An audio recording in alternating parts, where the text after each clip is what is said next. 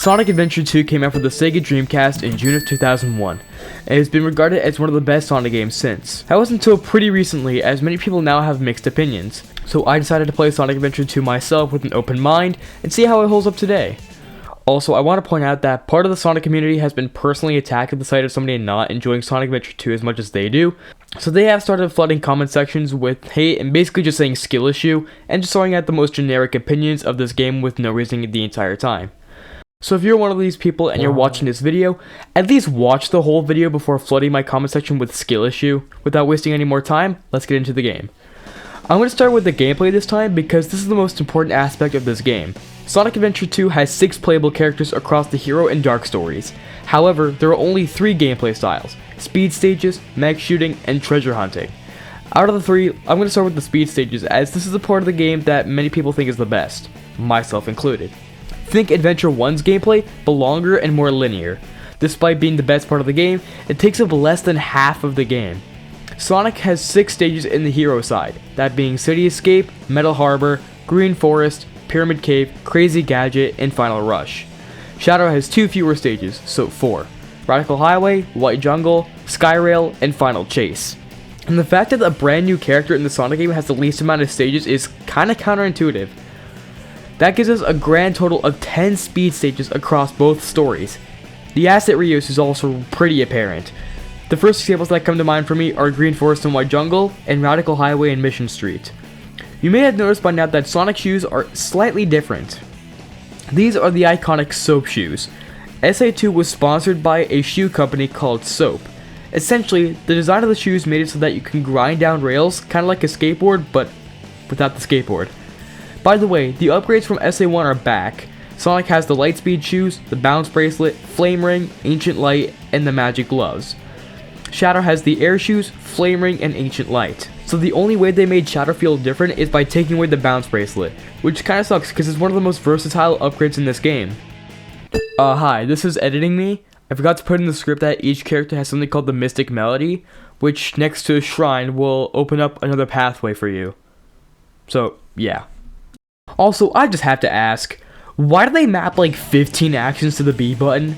Like, it adds another layer of frustration, as you might want to light dash across a bottomless pit, but you end up doing a bounce attack instead because the bounce bracelet is mapped to the same button as the light dash. Like, there are other buttons on the controller, you know. The next gameplay style is the mech shooting, with both Tails and Eggman. The goal of this gameplay style is still to get from point A to point B, but instead of getting to the goal ring as fast as you can, you must rack up combos and get lots of bonus points. Honestly, this is my least favorite part of the game, and it just makes me want to put the controller down every time I get to them. These could have been fun, but the mech moves so slowly and can barely turn it all. The only stages I genuinely enjoyed from start to finish were Cosmic Wall, Weapons Bed, and maybe Lost Colony. Other than that, I didn't enjoy the mech stages too much. And the final gameplay style is the treasure hunting stages. Take Knuckles' stages from SA1 and make them bigger and harder to navigate. Let's start with the positives. I really like that all the levels feel different from one another and the controls are really smooth. Alright, positives over. My biggest problem is that the radar only tracks 1 emerald shard at a time. So you could be gliding past other emerald shards and you wouldn't know. It just adds another layer of artificial difficulty for seemingly no reason. There is a mod for the PC version that fixes this, but you know, modding a problem out of the game doesn't change the fact that it still exists in most retail versions. Also, the later levels are either really huge like Meteor Herd and Mad Space especially, or are just confusing to navigate like Egg Quarters or Death Chamber. At times you could run around the whole map twice for 2 minutes straight without seeing any blink of the radar. This game also introduces the ranking system. When you reach the end of a stage, your score is tallied up, and based on the total amount of score that you earned in the stage, you're given a rank, with E being the lowest and A being the highest. Not dying, earning most of the potential bonus points, and beating the stage quickly is really all you need to get an A rank. However, that's often easier said than done because most of these stages are pretty tough on your first or second try, trying to A rank them no less. But the ranking system gives you more incentive to go back and strive for a better score, which is great for increasing replayability. The hub rules from Sonic Adventure 1 are also completely removed. Instead, we just go from stage to stage, which is why we find the upgrades throughout the stages. The rival battles are mid. You just mash the homing attack of Sonic or Shadow, you mash the drill claw for Knuckles or Rouge, and Tails and Eggman just hit each other with a raw level 3 until they beat each other. The actual boss fights are pretty fun and actually require some strategy to expose their weak points. And I also like the idea of fighting the same boss but with different gameplay styles. Like in the Hero story you fight the Egg Golem as Sonic, but in the Dark story you fight the Egg Golem as Eggman. Now let's discuss audio. This game has one of the best soundtracks in any Sonic game to date. Each character has their own made theme, and the stage theme genres match their personalities. For example, Shadow has more dark electric instruments, along with muffled and distorted lyrics, which fits his artificial nature.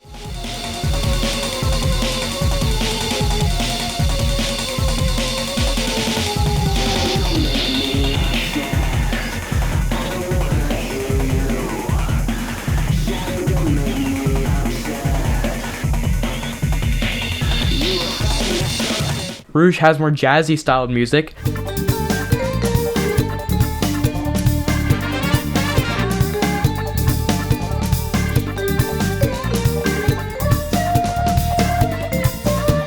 Sonic has more uplifting rock styled music.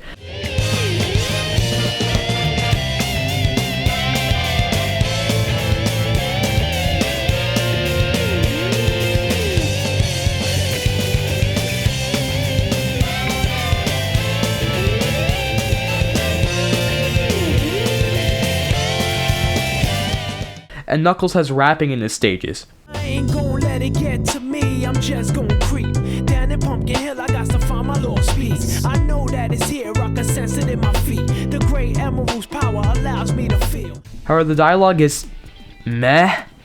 Most of the time it's fine, but sometimes it sounds like they're reading right off a script, especially Tails. What have you done to Sonic?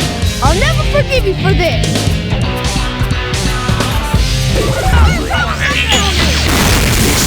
But what about the visuals? The visuals are definitely dated by modern standards with the low poly character models, low resolution textures, etc. But aesthetically, it still looks good in my opinion.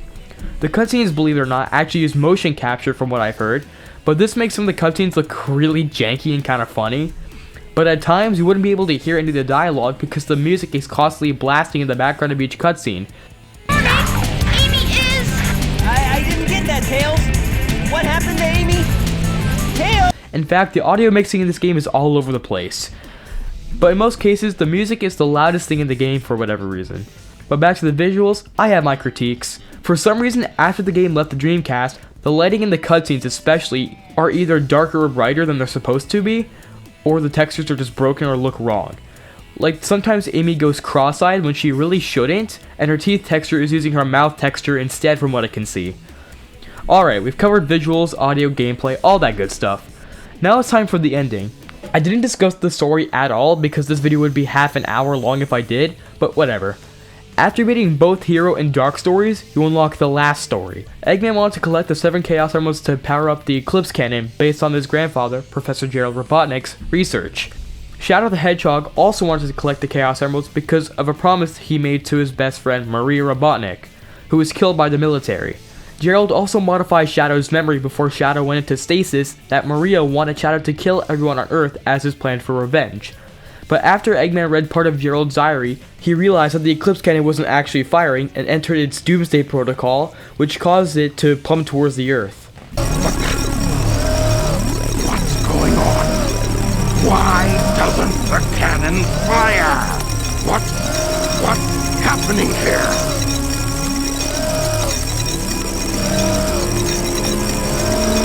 It's my grandfather, Gerald Robotnik. What's that vibration? Hey, wait! Someone is coming!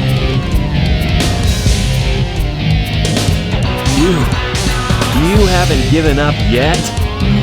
It's all over for us. What do you mean? I just received a message from my boss. This space colony Ark is currently approaching the Earth at an incredible velocity. He teams up with Sonic and crew to reach the core and shut off the Eclipse Cannon. Then starts the final stage of the game, Cannon's Core. This is a massive drag race where you play as everyone but Shadow in their own sections to open a pathway for Sonic to get to the core. This is a really fun and climactic final stage. It also introduces a time stop gimmick where you flip a switch to freeze time for a few seconds. Just a word of advice, if you don't want to lose your shit in the Knuckles section, just go to Aquatic Mine and get his air necklace so you can spend as much time in the water as you want without drowning. After everybody does their part, Sonic goes through the entrance and gets to the core. After the drag race, Amy has a conversation with Shadow asking why he didn't help with the rest of the crew. Shadow explains that Maria wanted him to get revenge on humanity, but Amy questions if Maria really said that, which causes a real flashback from Maria asking that the humans have a chance to live. Shadow, I beg you, please do it for them. Give them a chance. Shadow, I beg of you, please, do it for me. For better future, for all people who live on that planet, give them a chance to be happy. Let them live for their dreams. Shadow, I know you can do it. That's the reason why you were brought into this world. Sayonara, Shadow, That's the what I Hedgehog. promised her. And I must keep that promise. That's what Shadow? Maria wished for. I've got to go now. I have to keep my promise to Maria. Before Sonic and Knuckles can head to the Master Emerald to get the Chaos Emeralds, the ultimate lifeform prototype, the Bio-Lizard, activates Chaos Control and blocks the way. Shadow then steps in and fights the Bio-Lizard to buy Sonic and Knuckles some time to get the Chaos Emeralds. The fight against the Bio-Lizard is okay. You're just going in a loop for most of it until it gets tired, then you grind up the rails on his neck to hit his weak spot. Repeat a few times and you're done. This is also backed up by the track that plays in the background called Supporting Me, which is really good in my opinion. Take a listen.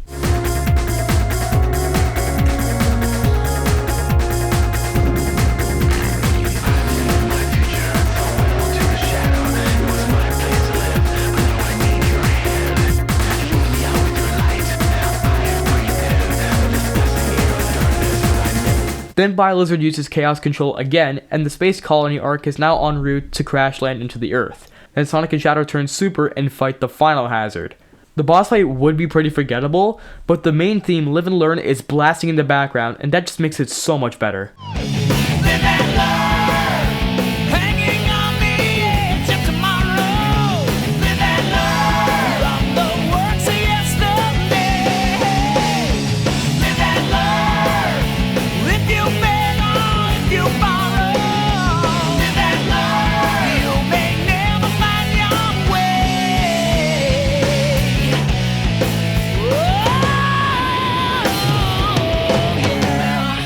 As for the fight itself, you have 5 minutes to swap between hedgehogs and hit his life support before you run out of rings. As you progress through the fight, the final hazard hits you with more attacks that knock you back. But don't worry, if you're about to run out of rings, just head to the other side of the final hazard to switch between hedgehogs. Once defeated, Sonic and Shadow use one final Chaos Control to stop the Space Colony arc from hitting the Earth. Now, Shadow! Chaos Control!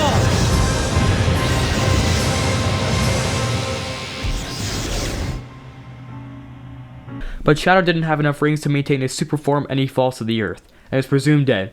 Sonic then comes back to the Ark, and everybody reminisces about the adventure they just experienced. Really think that the professor created him, Shadow, to carry out the revenge on all those who live here on Earth? He was what he was, a brave and heroic hedgehog who gave his life to save this planet. Shadow the Hedgehog.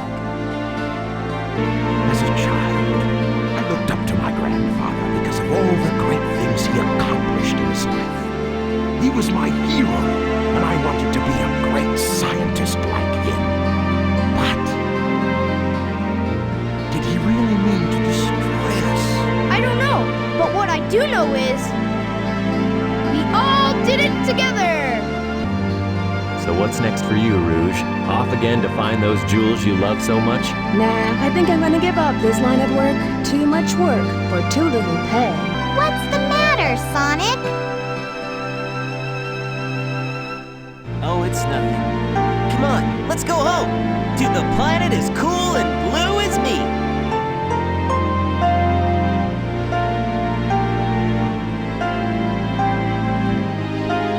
Sayonara, Shadow the Hedgehog.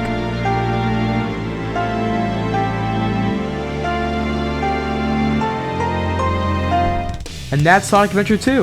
At the end of the day, I don't think this game is bad, but it's just nowhere near my favorites. I understand why people enjoy this game, and even I can enjoy it sometimes, but I definitely recognize that this game is overrated. But I strongly encourage you to go play the game for yourself and form your own opinion. Don't let other people make your opinion for you. Anyway, thanks for watching all the way until the end. Comment, like, subscribe, join the Discord server, and I'll see you all later. Bye.